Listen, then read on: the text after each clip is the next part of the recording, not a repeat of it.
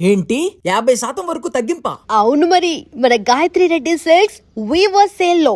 ఏ ఊరండి మీది? మాది కొత్తూరు దగ్గర గురండి అని ఒక చిన్న పల్లెటూరు అండి. ఓకే.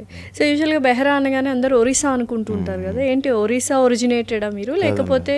తెలుగునండి నేను తెలుగు. ఓకే, పక్క శ్రీకాకుళం దగ్గర ఒక శ్రీకాకుళం చిన్న దగ్గర, ప్లేస్. కొత్తూరు శ్రీకాకుళం జిల్లా. ఓకే, మరి అంటే చాలా రిమోట్ విలేజ్ అని చెప్పొచ్చు. బాగా చిన్న ఊరు అండి. 300 ఇల్లు ఉంటాయి, అంతే. 250 300 ఉంటాయి. ఇప్పుడు ఊర్లో ఎవరు లేరండి, అందరూ హైదరాబాద్లోనే ఉంటున్నారు. ఊరంతా ఓకే. తాపి పనులని వలసలు వెళ్ళిపోయి అలా ఉంటాయి, కానీ ఇక్కడ ముసలి వాళ్ళు ఉంటారు మా ఊర్లో. ఓకే, ఎప్పుడైనా మిస్ అవుతూ ఉంటారా ఊరిని? అయ్యో మా ఊరంటే చాలా ఇష్టం అండి. వెళ్తూ ఉంటారా? వెళ్ళిపోతాం. ఏంటి ఓన్లీ సంక్రాంతికే వెళ్తారని కంప్లైంట్ చేస్తుంటారంట ఊర్లో వాళ్ళు. అప్పుడప్పుడు లేట్గా వెళ్తానని. ఓకే, అమ్మగారు ఎక్కడ ఉంటారు? అమ్మ ఊర్లోనే ఉంటారు. ఇప్పుడు అందరు పెద్దగా అయిపోయారు, లైక్ తీసుకురావాలి అమ్మతో ఉండాలి అన్న థాట్ ఎప్పుడైనా ఆవిడ రాదండి, ఆవిడ రాదు. ఊరికే అంకితం. వచ్చిన టీవీ చూసి సీరియల్ చూసి మళ్ళీ పడుకుని పోయి వెళ్ళిపోతాను బాబు, రేపు 5 కేజీలు బియ్యం బయట పెట్టేసాను ఎలకలు తినేస్తాయి అంటది. నీ కొడుకు కన్నా 5 కేజీలు బియ్యం ఎక్కువ అనుకుంటారు. ఇంకా వర్క్ చేస్తున్నారా అమ్మగారు? ఓకే, ఏం వర్క్ చేస్తారు? అంగన్వాడీ టీచర్ అండి ఆవిడ. ఓ, అంటే ఇప్పుడు చాలా వరకు ఇంత ఫేమ్ వచ్చింది, ఇంత డబ్బులు సంపాదిస్తున్నారు, ఇంతే రావట్లేదు, ఇంత డబ్బులే రావట్లేదండి. బట్ స్టిల్ అంటే అమ్మగారు చాలా కష్టపడి మిమ్మల్ని పెంచారని విన్నాను. చాలా మీరే నాకు అసలు పిక్చర్ గుర్తుంది లేదు, అంత డబ్బులే రావట్లే. లైక్ చాలా సందర్భాల్లో చెప్పారు అమ్మగారు చాలా కష్టపడి మమ్మల్ని చదివించారు, నన్ను చెల్లిని అని. ఇప్పుడు ఎందుకు జాబ్ మానేయమని చెప్పొచ్చు కదా హ్యాపీగా. చెప్పాను. ఏమన్నది? ఏమన్నది? మా అన్న ఇంక నీ పన్ను చేసుకొని నా పన్ను నేను చేసుకుంటాను, నేను నీకు రూపాయి అడగను అంటే మళ్ళీ ఫోన్ చేసి బాబు డబ్బులు ఊరికే ఆవిడ సరదా. సో నేను అమ్మగారి గురించి ఏం చెప్తారు? It's very strong independent women కదా. అంటే నేను సంపాదించే టైంకి అమ్మకి వయసు అయిపోయింది. సో అది అంటే నేను ఇంకా ఇప్పుడు నేను బంగారం కొనిచ్చిన చీర కొనిచ్చిన పక్కింటికి వెళ్ళి చెప్తుంది, కానీ వేసుకొని తిరిగి అంత వయసు లేకుండా పోయింది ఆవిడకి. ఏంటి లైఫ్లో ఏదైనా రెగ్రెట్ ఏమైనా ఉందా? దిస్ ఇస్ ద రెగ్రెట్, నేను ఇంకా అసలు దాన్ని తిరిగి తీసుకురాలేను అన్న విషయం ఏమైనా ఉందా లైఫ్లో? ఏంటి? I'm not good son actually, అదొక్కటే regret. You are not good son? I'm not good son. అయ్యో, అదేంటండి, ఎందుకు? అంటే చెప్పాను కదా, ఇంతకుముందు అమ్మకి బాగా చూసుకొని జాబ్ చేసి డబ్బులు పంపించి మంచి, అప్పుడు నేను సెటిల్ అయి ఉంటే ఇంకా మంచి వైద్యం చేయించేవాడిని. ఇప్పుడు కూడా సెటిల్ అయిపోయారు కదా, లైక్ ఫైన్ కదా. కానీ ఇప్పుడు అమ్మకి ఎంత ఇది లేదు. ఇప్పుడు నేను ఒక అమ్మని ఎక్కడైనా జాయిన్ చేద్దామన్నా, ఎక్కడైనా తీసుకెళ్దామన్నా సరే ఆవిడ మొన్న మాల్కి వెళ్ళారు, ఒక దగ్గర కూర్చుని పోయారు ఆవిడ, మొత్తం తిరగలేక. సో అది అట్లీస్ట్ ఒక మాలే తెప్పలేకపోయినా ఒక కంట్రీ తీసుకెళ్ళి అది చూడమ్మా అంటే రావదండి.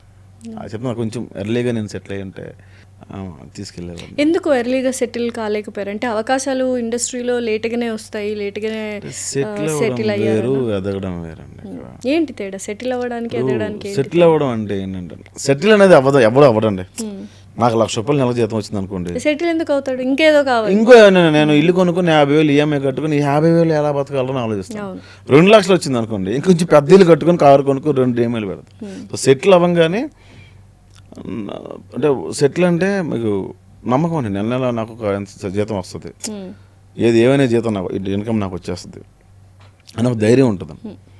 ఎదగడం అలా కాదండి. ఎదగడం అంటే మీరు ఏదైనా సాధించాలి అనుకున్నప్పుడు చాలా వదిలేయాలండి, లేకపోతే మీరు చేయలేరండి. సో ఇప్పుడు ఏ ఒక్క ఎమోషన్ మిమ్మల్ని వెనక్కి లాగినా మీరు ముందుకెళ్ళారు. ఇప్పుడు మీరు ఇక్కడ దాకా వచ్చారు, ఎన్ని వదిలిసుంటారు, ఎన్ని చూసుకుంటారు, డెఫినెట్గా చాలా వదిలేయాలి. అందుకే నేను ఎవరైనా ఊర్లో ఉండే నేను వచ్చేస్తాను రా సినిమాల్లోకి అంటే వచ్చి వెంటనే పవన్ కళ్యాణ్ గారు నెక్స్ట్ ఆయన తీసేద్దాం, నువ్వు చేయదరు అంటే ఇండస్ట్రీకి వస్తేనే, అంటే ఈ కైండ్ ఆఫ్ ఇండస్ట్రీకి, లైక్ మన ఇండస్ట్రీకి వస్తేనే ప్రాబ్లమ్స్, ఎనీ ఇండస్ట్రీలో కూడా ఇలా. మీకు సింపుల్ అండి, మీరు ఎక్కడికో ఏ ఇండస్ట్రీకి వస్తే అమ్మని వదిలేయాలా లేకపోతే ఫ్రెండ్స్ని వదిలేయాలా అంటే, చదువుకున్నారు కదా, డాక్టర్ చదువుకున్నారు. మీరు ఎగ్జామ్స్ అప్పుడు ఏం చేసేవాళ్ళు? ఎరబాబా సినిమాకి వెళ్దాం, ఇంకేంటి విషయాలు, అమ్మ కూరండే అంటారా? ఏం చేస్తారు? రూమ్లోకి వెళ్ళి తలుపులు వేసుకొని ఎవడొచ్చినా మీకు చిరాగా వచ్చేసి చదువుకుంటారు. ఎగ్జామ్ దగ్గరికి వస్తుంది అనగానే ఇంకెవడేం మాట్లాడి ఇంటర్ట్ అయిపోతూ ఉంటారు, ఎక్కడ మర్చిపోతా అనే భయం ఉంటుంది మీరు రాసే ఆ ఒక్క ఎగ్జామ్కి. అవునా, ఎందుకు అది మీ లైఫ్ని డిసైడ్ చేస్తుంది. అలాంటి ఎగ్జామ్లు మీరు చదువుకున్నప్పుడు ఎన్ని రాస్తారండి కదా. మరి మీరు ఏదైనా సాధించాలనుకున్నప్పుడు మీరు ఎంత ఐసోలేటెడ్గా ఉండాలి. మీరు ఈ రిలేషన్స్ నుంచి, ఎమోషన్స్ నుంచి ఏ ఒక్కడైనా ఆపేస్తుంది అనుకోండి, మీరు వెనకడిగేస్తారు. కరెక్ట్. సో మీరు ఇలా ఎదిగే ప్రాసెస్లో కొంతమంది మనుషుల్ని, మీకు ఇంపార్టెంట్ అనుకున్న మనుషుల్ని, లేకపోతే మీకు ఇంపార్టెంట్ అయిన ఎమోషన్స్ని వదిలేసిన సందర్భాలు ఉన్నాయి, ఏంటి అవి? అవునండి. ఎమోషన్స్ కానీ పర్సన్స్ కానీ అవునండి, చాలా ఉన్నాయండి. ఉంటాయండి, అలాంటివి ఉంటాయండి. ఏంటవి? అవి ఎందుకండి ఇప్పుడు అన్నీ డిస్క్లోజ్ చేయడం, చాలా ఉన్నాయండి. ఓకే, అంటే ఏదైనా ఒక సందర్భం అయినా ఉన్న ఫ్రెండ్స్ మిస్ అయిపోయాను, నేను ఇష్టపడే వ్యక్తులు, నన్ను ఇష్టపడే వ్యక్తుల్ని ఆఫ్టర్ ఫ్యూ ఇన్సిడెంట్స్ తర్వాత మళ్ళీ కంబ్యాక్ ఇవ్వాలనుకున్నప్పుడు కూడా కొంతమంది నేను వదులుకోవాల్సి వచ్చింది. ఆ ప్రాసెస్ అండి, ఆ ప్రాసెస్లో వదులుకున్నాను చాలామంది. ఓకే. అవి చాలా జరిగినాయండి.